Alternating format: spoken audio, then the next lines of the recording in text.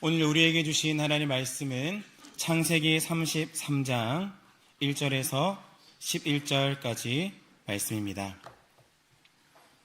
창세기 33장 1절에서 11절까지 말씀입니다.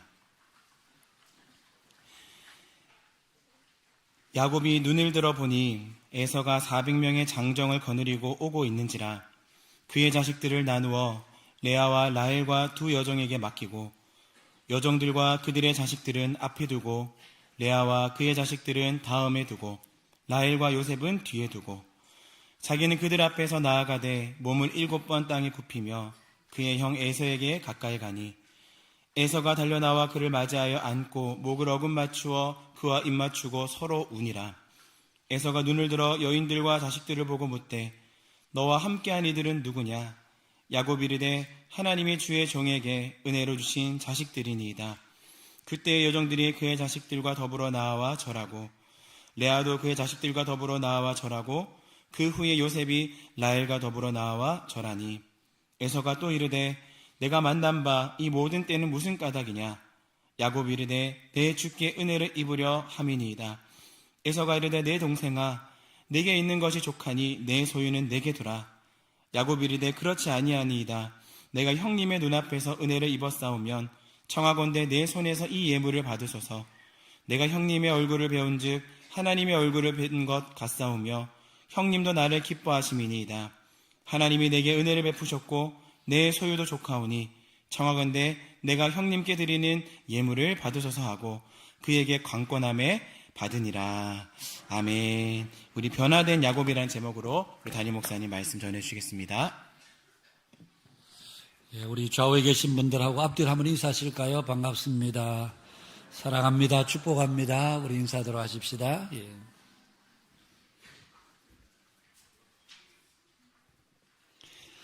우리와 신학은 우리와 달리하고 있습니다만 중국의 영적 지도자였던 워치만 리라고 하는 분이 오래전에 쓴 글 중에 이런 내용의 글이 있습니다. 우리가 영적으로 변화되기 위해서는 모두 5가지 요소가 필요합니다. 그 첫째는 하나님이고 둘째는 위기이며 셋째는 결단, 그리고 넷째는 기도, 그리고 5째는 시간이 필요합니다. 생각해보면 영적 변화를 위해서 이 5가지 요소는 그야말로 필요 불가결한 그런 요소들이 아닌가 생각이 됩니다. 그런데 그 중에서도 영적 이 위기는 우리 영적 변화의 굉장한 시작을 이루는 것이라 할 수 있습니다. 사람들은 위기를 별로 좋아하지 않습니다. 그러나 위기만큼 사람들의 변화를 실제적으로 가져오는 요인은 없습니다. 여러분, 우리가 지난 주일에 보았습니다마는 귀향길에 올랐던 야곱의 마음은 결코 가볍지가 않았습니다. 형 에서의 낯을 어떻게 볼 것인가? 형은 지금 자신을 어떻게 생각하고 있을는지 정말 생각만 해도 야곱의 마음을 짓누르는 무거운 일이 아닐 수가 없었습니다. 그런 야곱의 마음을 아셨던 하나님께서 그 길에서 하나님의 사자들, 군대를 보여주셨습니다. 그 군대를 보여주신 이유는 야곱아 두려워하지 마라. 네가 가는 이 길에 나의 군대가 너와 함께하고 있다. 그래서 야곱은 그 땅 이름을 마하나임이라 그렇게 불렀습니다. 그러나 그런 하나님의 위로도 잠깐 들려온 소식은 형 에서가 400명의 장정을 거느리고 자신에게로 오고 있다는 소식이었습니다. 일순간 야곱의 마음은 심히 두렵고 답답해 왔습니다. 그야말로 정신이 하나도 없는 그런 상황에 처하게 된 거죠. 그래서 그는 우리가 지난 주일에 보았습니다만 하나님 앞에 기도합니다. 그 기도는 3가지였습니다. 그 첫 번째는 자신이 여기까지 오게 된 것은 전적으로 하나님의 말씀으로 인함이었다는 것. 그리고 두 번째는 형 에서가 자신과 처자를 칠까 몹시 지금 겁이 난다는 것. 그리고 세 번째는 자신에게 약속해 주셨던 하나님의 약속을 지켜달라 하는 내용으로 하나님 앞에 기도합니다. 그리고는 형 에서와 화해하는 뜻으로 짐승들을 3떼로 나누어서 선물을 보냅니다. 이것은 야곱의 간교함이라기보다는 자신이 할 수 있는 최선의 것을 지금 다하고 있는 그런 야곱의 모습을 우리가 성경을 통해서 보았습니다. 그럼에도 야곱의 마음은 여전히 놓이질 않았습니다. 그래서 그는 모든 소유와 가족들을 앞서 강을 건너게 하고 자신만 홀로 야복 나루에 남게 됩니다. 그렇게 야복 나루에 홀로 밤을 새워 남게 되었던 것은 이제 마지막 하나님의 응답을 그는 확인하고 싶었기 때문이었을 것입니다. 물론 지금까지 하나님의 응답이 없었던 것은 아니었습니다. 출발하기 전에 하나님은 야곱에게 분명히 말씀하셨습니다. 너는 너의 조상의 땅, 내 가족들에게로, 너 출생지로 돌아가라. 하나님께서 분명하게 야곱에게 말씀해 주셨습니다. 그래서 그는 지금 여기까지 오게 된 것입니다. 그러나 그 하나님께서 말씀하셨지만 그것만으로는 지금 자신에게 닥친 이 상황을 감당하기에는 너무나도 버겁고 힘든 그런 상황이었습니다. 그래서 그는 마지막 하나님의 더 분명하고 더 확실한 응답이 그에게 필요했던 것이죠. 마치 사사기에 나오는 기드온처럼 미디안과의 전쟁을 앞두고 이 전쟁의 성패를 하나님이 어떻게 하실 것인지 그 분명한 응답을 받기 위해서 양털 시험으로 하나님 앞에 응답을 받고 싶어 했던 것처럼 어쩌면 야곱도 하나님의 확정적인 응답, 하나님 나에게 분명한 것을 보여달라. 이것이 지금 야곱의 심정이었을 것입니다. 그런 야곱에게 하나님은 하나님의 사람으로 찾아오셨고 그리고 그에게 시험을 걸어오셨고 마침내 그 시험을 통해서 하나님께서 야곱의 이름을 바꾸어 주셨습니다. 내 이름을 다시는 야곱이라 부를 것이 아니요 이스라엘이라 부를 것이니 이는 내가 하나님과 및 사람들과 겨루어 이겼음이니라. 그러면서 그 이름을 바꾸어 주셨습니다. 내용으로 보면 그냥 하나님이 지신 것처럼 되어 있지만 실제적으로는 하나님께서 야곱에게 져주신 것이었습니다. 그런데 야곱에게 져주셨다고 해서 야곱이 하나님을 이긴 것이 아니라 그 실제적인 결과는 야곱의 깨어짐에 있었습니다. 여러분 이것이 바로 야곱의 승리였습니다. 하나님께서 야곱에게 주신 것은 야곱이 네가 나를 이겼다. 단순히 승리만 주신 것이 아니라 그 일을 통해서 야곱이 자신이 깨뜨려지고 자신이 변화되는 그래서 하나님은 너의 이름이 야곱이 아니라 이스라엘이라 하라. 그러면서 그 이름을 바꾸어 주신 것이었습니다. 여러분 오늘 우리의 삶에도 마찬가지입니다. 우리의 진정한 승리는 여러분 세상에서 부를 얻고 힘을 얻고 지위와 명예를 얻는 것이 우리의 승리가 아니라 바로 우리 자신이 하나님의 사람으로 하나님을 온전히 의지하는 사람으로 변화되는 것 이것이 바로 우리의 삶의 진정한 승리인 것입니다. 성경을 보면 하나님은 우리 그리스도인들의 삶의 목표를 분명하게 말씀하고 있습니다. 로마서 8장 29절 말씀에 보면 같이 한번 읽어보겠습니다. 하나님이 미리 아신 자들을 또한 그 아들의 형상을 본받게 하기 위하여 미리 정하셨습니다.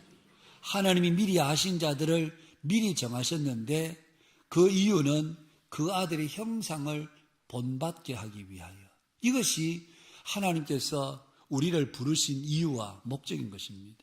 갈라디아서 4장 19절 말씀 함께 읽습니다. 너희 속에 그리스도의 형상이 이루어지기까지 다시 너희를 위하여 해산하는 수고를 하노니 사도 바울이 갈라디아 교회 성도들에게 편지를 쓰면서 너희 속에 그리스도의 형상이 이루어지기를 원한다. 그 일이 이루어지기까지 내가 너희를 위해서 다시 해산하는 수고를 내가 아끼지 않겠다. 데살로니가 전서 4장 3절에 보면 함께 읽습니다. 하나님의 뜻은 이것이니 너희의 거룩함이니라. 여러분 하나님의 뜻은 바로 우리의 거룩함이라고 그렇게 말씀합니다. 빌립보서 2장 5절 말씀 같이 읽습니다. 너희 안에 이 마음을 품으라. 곧 그리스도 예수의 마음이니. 너희 안에 이 마음을 품으라. 그리스도 예수의 마음을 품는 것.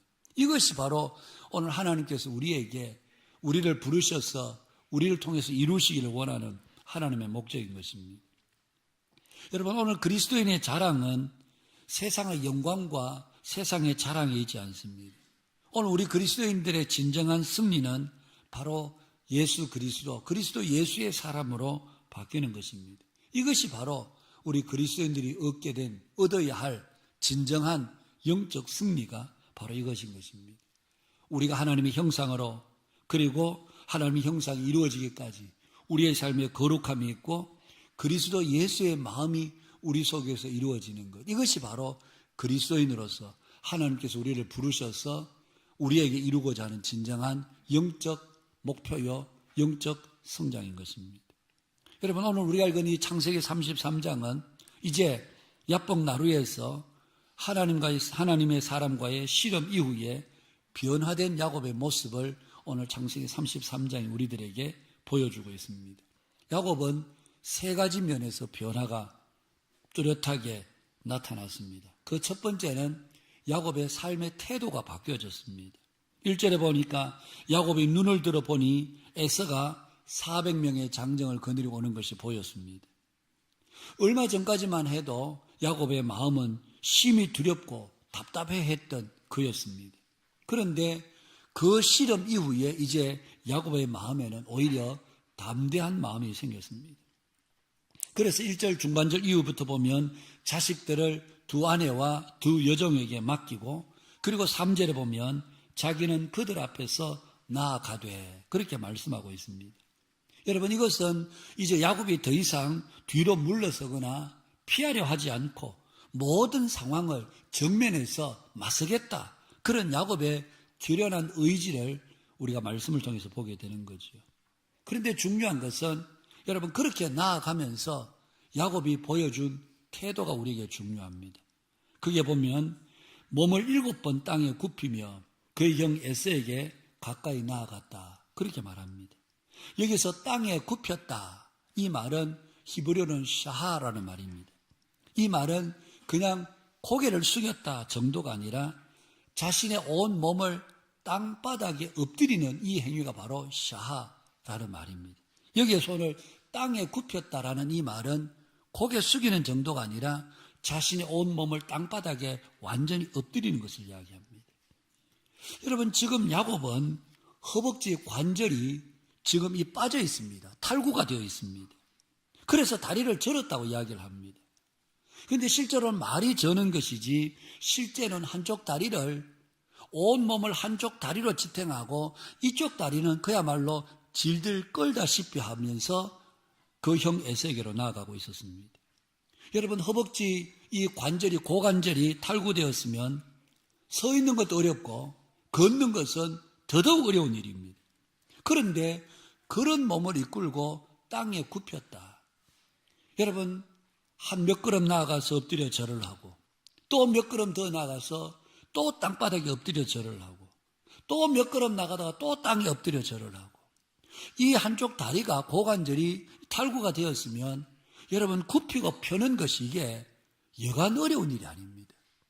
이게 탈구가 되었으면 이 통증이 굉장히 심합니다.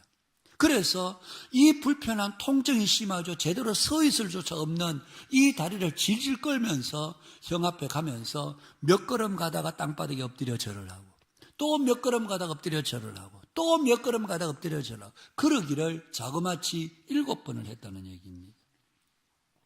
여러분, 사실 야곱의 이런 행위는 형에게 할 수 있는 그런 행위가 아닙니다.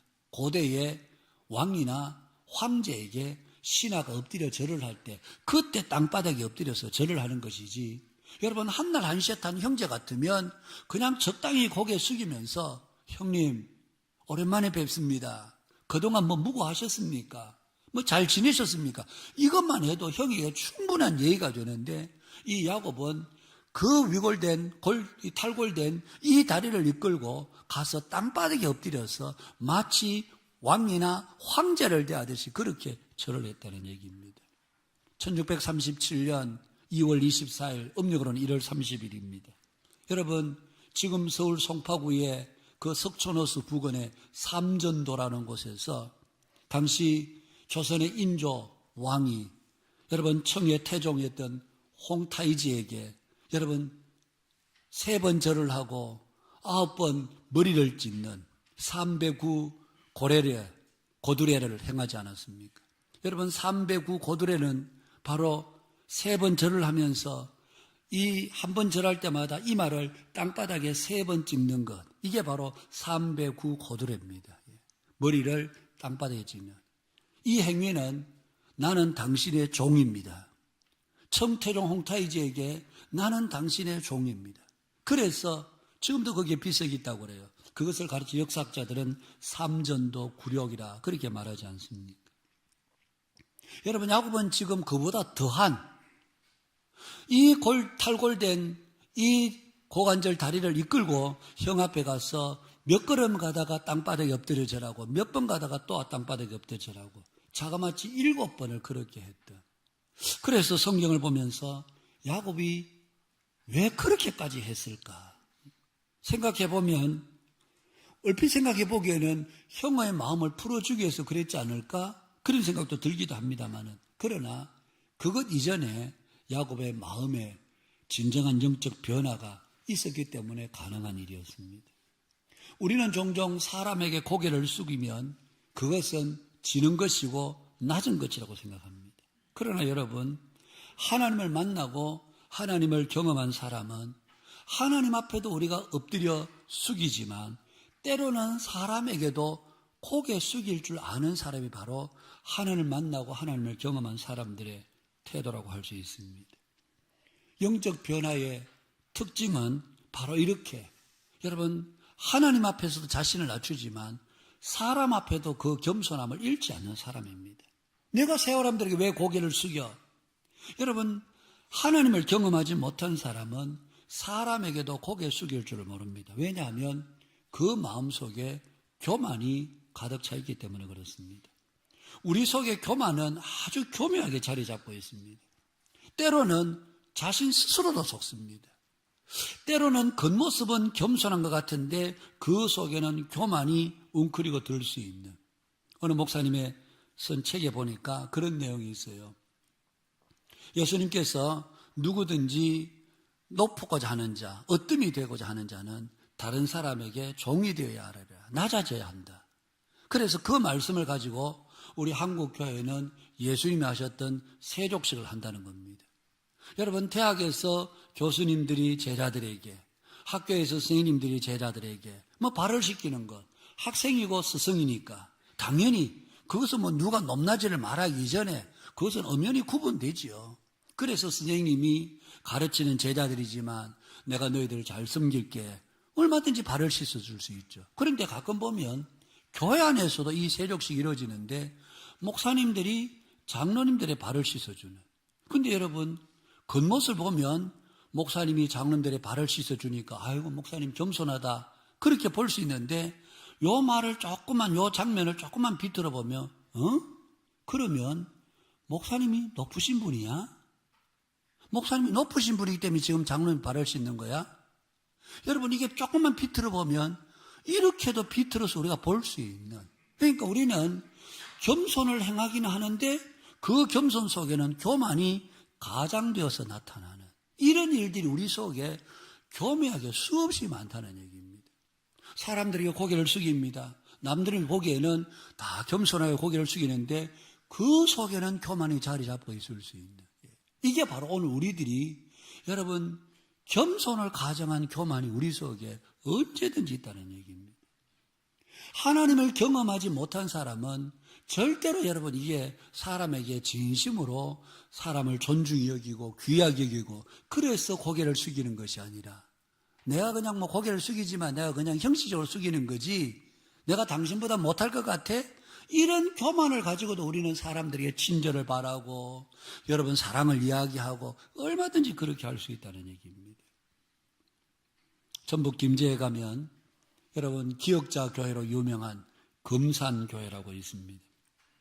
아마 제가 언젠가도 한번 말씀을 드렸는데요. 테이트 선교사가 이 전북 지역에, 특별히 김제 지역에 와서 복음을 전하면서 이 금산교회가 세워지게 되었습니다. 그런데 이 금산교회 여러 성도들이 모였는데 그 성도들 중에 주임과 머슴 마부가 함께 그 교회에서 신앙생활을 하게 되었습니다. 그 주인은 그 지역에서, 김제 지역에서 두 번째 가라면 서러워할 만큼 여러분 부자였던 조덕삼 씨가 바로 그 교회 교인이었고 지주였습니다. 부자였습니다. 그런데 이 조덕삼의 집에 남해 출신의 머슴으로 와 있는, 마부로 있는 이자익이라는 사람이 함께 이 금산교회를 섬기게 되었습니다. 시간이 지나면서 이제 금산교회에 장로 투표가 있게 되었습니다. 선교사님들은 당연히 이 지역의 유지이기도 하고, 그리고 이 지역에서 많은 사람들의 존경을 받고 있는 조덕삼이 장로가 될 줄 알았습니다. 근데 막상 투표해서 결과를 보니까 조덕삼이 아니라, 주인 조덕삼이 아니라 그 집에서 일하는 마부 이자익이 장로로 당선이 된 것이었습니다. 여러분, 그때 당시 조덕삼과 이자익의 나이 차이는 15살의 차이가 났습니다. 주인이기도 하고 부자이기도 하고 그 지역의 유지이면서 자기 종보다 15살이나 더 많은 어른입니다. 그런데 장로 투표에서 주인, 그 지역의 유지, 조덕삼은 떨어지고 이자익이 장로로 당선이 되게 되죠. 아마 여느 사람 같으면 내가 창피해서 내가 이 교회를 내가 어떻게 다녀? 응? 그러면서 자기 밭에 교회를 하나 지어서라도 어쩌면 교회를 나왔을 가능성이 많겠죠. 그러나 조덕삼의 됨됨이는 그러질 않았습니다. 교회 앞에 나가서 우리 금산교회 성도들의 영적 안목은 참으로 탁월합니다. 비록 저희 집에 마부로 있는 하인이지만 이 자익의 신앙은 정말 아주 귀한 신앙이고 우리 모두가 본을 받아야 될 신앙입니다. 그러면서 저는 오늘부로 이 자익을 하나님께서 우리 교회의 장로로 세워주신 줄 알고 깍듯하게 장로로서 대우하겠습니다. 그리고는 자기 집에 가서 이 노비 문서를 없애버렸습니다. 이제는 이 자익이 그야말로 자유롭게 금산교회 장로로 섬길 수 있도록 그렇게 했습니다. 뿐만 아니라 훗날 조덕삼이 장로가 되고 난 뒤에 이자익 장로를 평양 신학교로 보냈습니다.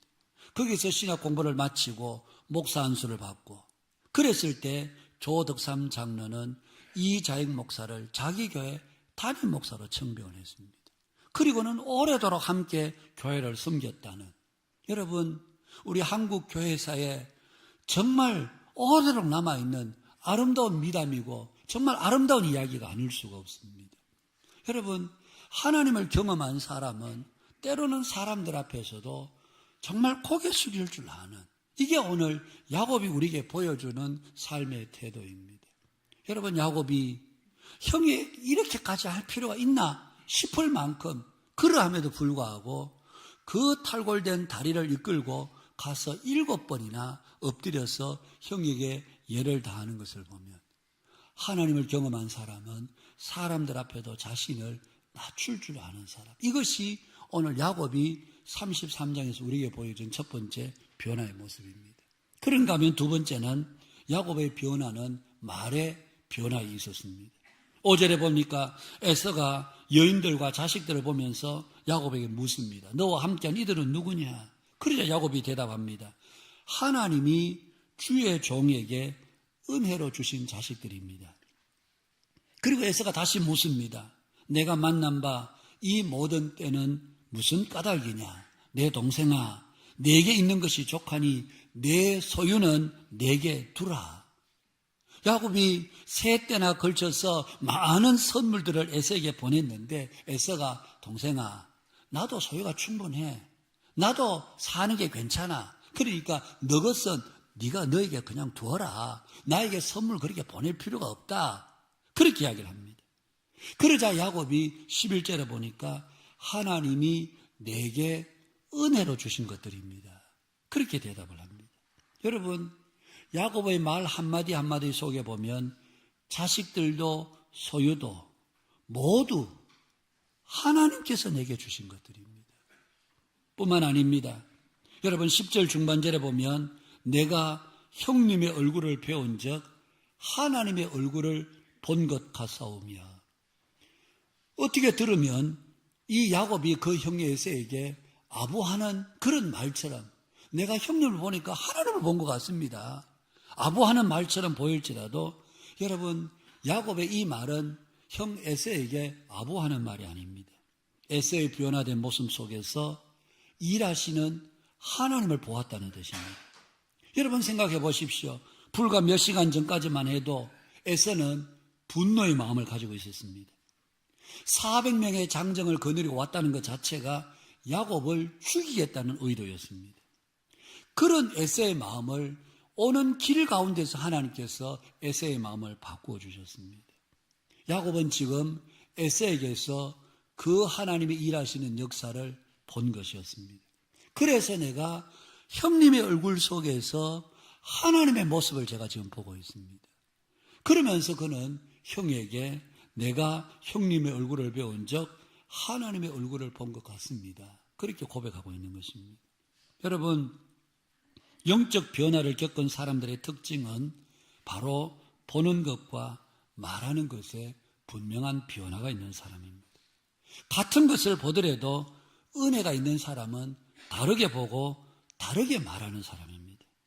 은혜가 없는 사람은 모든 것이 부정적이고 모든 것에도 여러분 비판적이고 사람을 보는데도 사람에 대한 말에도 따뜻한 온기가 전혀 느껴지지 않는 이것이 바로 여러분 잘못된 믿음의 결과입니다. 사랑하는 여러분, 오늘 저와 여러분의 주변의 사람들이나 어떤 일들에 있어서 부정적으로 보이거나 부정적으로 우리가 말하게 된다면 우리는 그렇게 생각하시면 됩니다. 내 속에 은혜가 없구나. 예. 여러분, 내 속에 은혜가 없으면 보는 것도 삐딱하게 보여지고 말하는 것도 아주 가시돋친 말을 하게 됩니다. 은혜가 있는 사람이 그 속에 하나님의 은혜가 넘치는 사람이 여러분 가시돋친 말이 그 입에서 나올래야 나오지가 않습니다. 그런데 하나님의 은혜가 없으니까 말하는 것도 아주 가시돋친 말을 하게 되고 보는 것도 아주 비판적으로 보게 되고 부정적으로 보게 되고 이게 하나님의 은혜가 없다는 증거입니다. 여기에는 누구나 예외가 없습니다. 누구나 예외가 없습니다. 우리 속에 은혜가 메말라져 있으면 보는 것도 그렇고 말하는 것도 그렇고 사납습니다. 관계가 어려워지게 됩니다. 여러분, 은혜가 있는 사람은 보는 것도 하나님의 시선으로 보고 말하는 것도 하나님의 은혜 속에서 말하기 때문에 보는 것과 말하는 것에 분명한 차이가 있을 수밖에 없습니다. 사랑하는 여러분, 오늘 저와 여러분의 말과 시선에는 과연 어떤 영적 변화들이 있으십니까? 우리가 예수 믿는다고 하면서도 여전히 매사에 부정적이고 비판적으로 보고 있지는 않습니까? 지난 주간에 저희 교회에 나오신 지가 그렇게 오래되신 분은 아닙니다. 오래되시지 않은 분이신데 함께 얘기를 하는 가운데 이분이 조그마한 그냥 사업체를 운영하시는 그런 분이신데 그동안은 타 종교에 다른 종교에 오랫동안 그것도 그냥 다닌 것이 아니라 깊이 심취해 있던 그런 분이셨습니다. 그런 분이신데 이제 우리 교회 나오신 지가 불과 몇 달밖에 되지 않습니다. 함께 얘기하는 가운데 그분이 그런 얘기를 하세요. 목사님, 요즘은 아침에 일어나면 하나님께서 나를 눈뜨게 해주신 것도 감사하고 건강하게 하루를 살아갈 수 있는 은혜를 주신 것도 감사하고 내 사업이 잘 되거나 못 되거나 그거 상관없이 매사가 하나님 앞에 그저 감사한 것밖에 없습니다. 여러분, 이게 신앙생활 오래 한 분의 입에서 나오는 말이 아니고 불과 이제 예수 믿은 지 불과 몇 달밖에 되지 않은 이런 분의 입에서 모든 것이 그냥 감사가 되는 것이 내 일이 잘 돼서 감사하고 안 돼서 불평하는 것이 아니라 내 일과 상관없이 하나님의 은혜로 살아간다고 생각하니까 너무 감사하다고 그렇게 고백하는 그런 말씀을 들었습니다. 사랑하는 여러분, 오늘 우리가 우리 속에 하나님의 은혜를 경험하고 영적으로 변화된 사람은 야곱을 보십시오. 다 하나님이 주셨습니다. 이 자식들도 하나님이 주셨습니다. 이 많은 소유도 하나님이 주셨습니다. 하나님이 하신 것을 제가 지금 보고 있습니다. 보는 것도 말하는 것도 철저하게 하나님 중심으로 보고 말하는 이런 변화가 바로 야곱에게 있었던 두 번째 변화라고 말하고 있습니다. 마지막 세 번째 변화는요, 물질에 대한 태도의 변화가 있었습니다. 여러분, 우리가 앞서도 보았습니다마는 야곱이 지금 가지게 된 이 소유, 재산, 그동안 어떤 수고를 통해서 얻게 됐는지 우리는 다 앞에서 보았습니다. 추위와 더위를 견뎌야 했고 그야말로 눈 붙일 겨를이 없을 만큼 10번이나 그 외삼촌이 품삯을 바꾸는 그 열악함 속에서 그렇게 모은 재산이 지금 야곱이 소유한 재산들입니다. 사실 야곱과 에서의 재산을 비교해보면 지금 현재는 에서가 훨씬 더 부자입니다. 그럼에도 불구하고 과할이만큼 형 에서에게 예물을 드리는 것은 그냥 형에게 잘 보이겠다 이런 뜻이라기보다는 그의 물질에 대한 인식이 바뀌었기 때문이었습니다. 빈손으로 바다나람으로 건너갔던 그 길에서 하나님은 야곱의 삶에 넘치는 은혜를 주셨습니다. 그것을 통해서 야곱은 경험했습니다. 자신의 노력 그 이상으로 하나님께서 공급해 주시는 은혜를 그가 체험했습니다. 그래서 더 이상 그는 물질의 많고 적음에 연연해하지 않았던 것입니다. 사랑하는 여러분, 오늘 저와 여러분을 향한 하나님의 우리를 향해서 가신 목표는 우리가 이 세상에서 부자로 살게 되는 것, 그것이 하나님께서 우리에게 원하시는 목표가 아닙니다. 하나님을 우리 자신의 인생의 주인으로 삼고 하나님의 사람으로 살아가기를 원하는, 이것이 바로 오늘 저와 여러분 우리를 향하신 하나님의 목표입니다. 그리고 우리가 우리의 삶의 주인을 하나님을 모시고 사는 것이 사실은 우리에게 진정한 복입니다. 돈이 많고 세상에 명예롭고 이게 하나님께서 우리에게 주신 복의 전부가 아니라 우리의 삶의 하루하루가 하나님을 전적으로 의지하고 우리 인생의 주인으로 삼고 사는 이 믿음이 바로 오늘 우리에게 하나님께서 우리에게 주신 진정한 복이라는 말씀입니다. 그래서 하나님은 이스라엘 백성들에게 광야를 걷게 하셨습니다. 신명기 8장에 내가 너희들을 낮추며 너희들을 시험하려고 광야의 길을 걷게 하신 것을 너희들이 기억해라. 그러면서 하나님께서 이렇게 말씀하셨습니다. 사람이 떡으로만 사는 것이 아니라 하나님의 입에서 나오는 모든 말씀으로 사는 줄을 너희로 하여금 알게 하기 위함이다. 사람이 떡으로 사는 것이 아니라 하나님의 말씀으로 사는 존재임을 너희들로 하여금 알도록 하기 위해서 내가 너희들을 낮추고 시험해서 광야의 길을 걷게 했다는 것입니다. 오늘 우리의 삶에 모든 공급하신 은혜는 오직 하나님께로부터 옵니다. 그래서 하나님의 은혜를, 하나님의 사랑을 경험한 사람은 더 이상 물질에 매여서 살지를 않습니다. 요즘 우리 새벽마다 우리가 요한복음의 말씀을 묵상하고 있는데요. 지난 금요일 요한복음 12장 1절 말씀에서부터 우리가 묵상을 했습니다. 6월절 엿새 전에 예수님께서 나사로의 집을 방문하셨습니다. 그런데 여러분, 그 본문에 보면 나사로의 누이 동생이었던 마리아가 순전한 나드 한 건 옥합, 향유 옥합을 가지고 와서 그것을 깨뜨려서 예수님의 발에 붓고 여성들에게 소중한 이 머리틀로 예수님의 발을 닦였다. 그런 내용들이 나옵니다. 여러분, 여기에 순전한 나드 한 건은 그때 당시 가격으로는 300데나리온. 한 데나리온은 노동자 한 사람의 하루 품삯으로 계산해 본다면 요즘 시세로 노동자 하루에 품삯이 예를 들어 10만 원이라 한다면 300데나리온이면 3천만 원 이상 되는 겁니다. 이 3천만 원이 되는 귀중한 향유 옥합을 깨뜨려서 예수님의 발에 붓고 자기 머리털을 풀어서 예수님의 발을 닦이는, 저는 그 내용을 보면서 문득 이런 생각이 들었습니다. 마리아가 예수님을 얼마나 사랑했으면 여러분 3천만 원이 적은 돈입니까? 적은 돈이 아닙니다. 어쩌면 여인에게 향유옥합 이 한 건은 소중한 재산이었습니다. 그럼에도 불구하고 자기의 소중한 것을 다 깨뜨려서 자기의 가장 존귀한 부분인 머리털로 예수님의 발을 닦았다면 이 마리아는 예수님을 얼마나 사랑했으면 이렇게 했을까? 사랑하는 여러분, 오늘 저와 여러분이 주님을 사랑한다면 우리는 물질에 매여서 사는 사람이 되어서는 안 됩니다. 오늘 우리가 주님을 사랑하는 사람이라면 정말 우리는 하나님을 내 인생의 주인으로 삼고 사는 사람이지 돈에 매여서 사는 사람이 아닌 것을 야곱을 통해서 우리에게 보여주고 있습니다. 사랑하는 여러분, 오늘 저와 여러분의 삶에 과연 어떤 변화들이 있습니까? 우리가 사람들을 대하면서 여전히 교만한 태도로 우리가 사람들을 대하고 있지는 않습니까? 우리의 말 한마디 한마디에 따뜻한 하나님의 사랑과 사랑의 온기가 담겨 있습니까? 여전히 물질에 매여서 그것 때문에 여러분 우리가 힘들어하고 있지는 않습니까? 오늘 야곱의 변화를 보면서 내 삶에 변화되어야 될 것은 무엇인지 여러분 깊이 생각해 보시기를 바랍니다. 나는 사람에 대해서는 어떻게 대하고 있는가?